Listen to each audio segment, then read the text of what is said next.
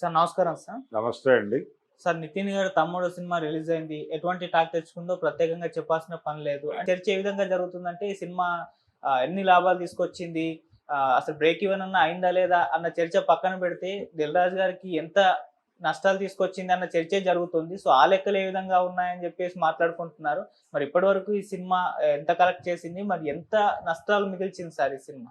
అంటే నష్టము అనే మాట 'దిల్ రాజు' గారు నేరుగా భరించడం తప్ప చేయగలిగింది ఏమీ లేదు.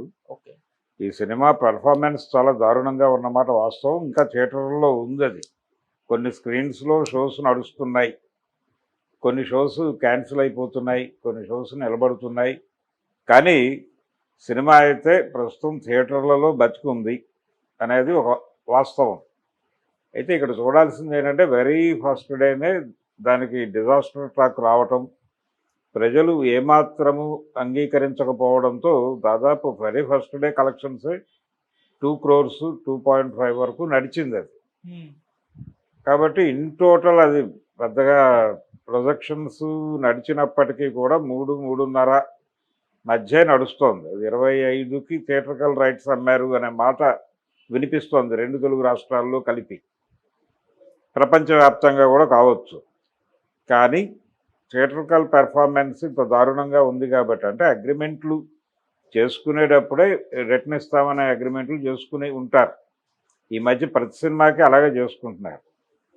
అంటే రిఫండ్ చేస్తాము అనేటువంటి, ఒకవేళ నష్టం వస్తే రిఫండ్ ఇచ్చేస్తాము అనేటువంటి ఒక అవగాహనతోనే థియేట్రికల్ రైట్స్ అమ్ముతున్నారు. కాబట్టి బయర్స్కి ఇమ్మీడియట్గా కష్టమేం లేదు. 'దిల్ రాజు' గారు ఆదుకుంటారు. ఈ సినిమాకి ఆదుకుంటాడా, లేకపోతే దీని తర్వాత ఇంకో సినిమా ఇస్తాను అని చెప్పి హోల్డ్ చేస్తారా అనేది వాళ్ళకి మధ్య ఉండేటువంటి అవగాహన. ఆయన ఎలాగో అదే లైన్లో ఉన్నారు కాబట్టి, పైగా ఎఫ్డీసీ చైర్మన్గా కూడా ఉన్నాడు. ఆయనతో కొన్ని పనులు చేయించుకోవాల్సిన పరిస్థితి ఉంటుంది వాళ్ళకి. కాబట్టి వివాదంగా మారదు. కానీ థియేట్రికల్ రైట్స్ తీసుకున్న వాళ్ళకైతే భారీ నష్టాలు మిగిల్చే, ఆ నష్టాలు స్ట్రైట్గా 'దిల్ రాజు'కే అనుకుంటాను నేను. కాబట్టి 'దిల్ రాజు' గారు 75 కోట్లు అని చెప్తున్నారు బడ్జెట్. అలాగే కన్నప్పకు కూడా భారీ బడ్జెట్లో చెప్పారు వాళ్ళు. అంటే 100 అన్నారు ఒకళ్ళు, 200 కోట్ల వరకు నడిచిందన్నారు, ఉన్న వస్తువులన్నీ అమ్మేసి పెట్టామన్నారు, ఈరోజు భోజనానికి కూడా ఇబ్బంది పడే పరిస్థితి అన్నదాకా వెళ్ళారు వాళ్ళు. కానీ ఆ సినిమా చూసిన తర్వాత నాకు కలిగిన అభిప్రాయం ఏంటంటే దానికి 30-40 కోట్లు పెట్టి ఉండొచ్చు. ఎంత చేసినా, అంటే ఆయనకి అక్షయ్ కుమార్కి 6 కోట్లు ఇచ్చామని చెప్తున్నారు. అదొకటే బలమైన ఫిగర్ కనిపిస్తోంది. మిగిలిన ఆర్టిస్టులకి ఎవరికి కూడా అంత పెద్ద భారీ డబ్బులు చెల్లించేటువంటి పరిస్థితి లేదు.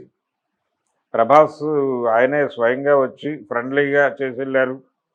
2 days షూట్ అది. కాబట్టి అంతకంటే అయ్యే అవకాశాలు ఏం కనిపించట్లేదు. అదే అయి ఉంటుంది. దాని మీద వర్కౌట్ అయింది అది కొంతమేరకు. అది కూడా థియేట్రికల్ రైట్స్ 100% ఏమీ వర్కౌట్ అవ్వలేదు. కాబట్టి చావు తప్పి కన్నులొట్టపోయి ఏదో నడుస్తోంది ఆ సినిమా. దాని కష్టం దానికి ఉంది. ఇక్కడ 'తమ్ముడు' దగ్గరికి వస్తే దీని పరిస్థితి, దీని కష్టం దీనికి ఉంది. కాబట్టి ఈయన 75 అని చెప్తున్న ఫిగర్ కూడా కరెక్టా కాదా అనేది ఒక సందేహమే. అంటే నిజానికి ఒక ఎమోషనల్, అక్కయ్య తమ్ముడికి మధ్యలో ఉండేటువంటి ఒక ఎమోషన్ మీద ప్లే చేసే ఒక ఫ్యామిలీ డ్రామాయే రాసుకున్నారు. ఇది ఎంసీఏ లాంటి సినిమా తీసినటువంటి డైరెక్టర్ అతను వేణు శ్రీరామ్. తను ఇలాంటి కథ బాగానే హ్యాండిల్ చేయగలిగి ఉండేవాడు. కాకపోతే మధ్యలో వీళ్ళకి థియేట్రికల్ ఎక్స్పీరియన్స్ అనేటువంటి ఒక బాధ్యత గుర్తొచ్చి దానిలో ఒక అడ్వెంచర్ అనేటువంటి ఒక ఎలిమెంట్ని ప్రవేశపెట్టి సినిమాని గందరగోళపరిచారు. దాని ఫలితం ఇప్పుడు అనుభవిస్తున్నారు. అంటే థియేట్రికల్ ఎక్స్పీరియన్స్ ఉంటే తప్ప సినిమాలు చూడరు అనేటువంటిది భ్రమ మాత్రమే అనేది తేలిపోయింది. ఇంతకు ముందే చాలా సినిమాలు తేల్చేసినాయి ఆ విషయాన్ని. ఈ సినిమా మరొకసారి వాళ్ళని జ్ఞానపరిచింది. అంటే ఈ సినిమా ప్రమోషన్ ఇంటర్వ్యూల్లో థియేట్రికల్ ఎక్స్పీరియన్స్ అనే పదాన్ని చాలా విరివిగా వాడారు ఇద్దరు. వేణు శ్రీరామ్ వాడాడు, 'దిల్ రాజు' గారు కూడా చాలా ఎక్కువగా వాడాడు. కాబట్టి ఆ థియేట్రికల్ ఎక్స్పీరియన్స్ మాకు అక్కర్లేదని జనం చెప్పినట్టుగా నిర్ధారణ అయితే అయింది 'తమ్ముడు' సినిమా. అందుకని అంతకంటే రైజ్ అయ్యే పరిస్థితి కూడా లేదు. ఇది నష్టం కలిగించింది. అయితే 75 మీద క్యాలిక్యులేట్ చేస్తే వచ్చే నష్టం కాదు, 75 అయి ఉండదు డెఫినెట్గా. ఇంకా చాలా తక్కువలోనే కంక్లూడ్ చేసుంటారు సినిమాని. ఉమ్, వాళ్ళు చేసింది అంతా చేసినప్పటికీ కూడా అది నష్టమే. అవును.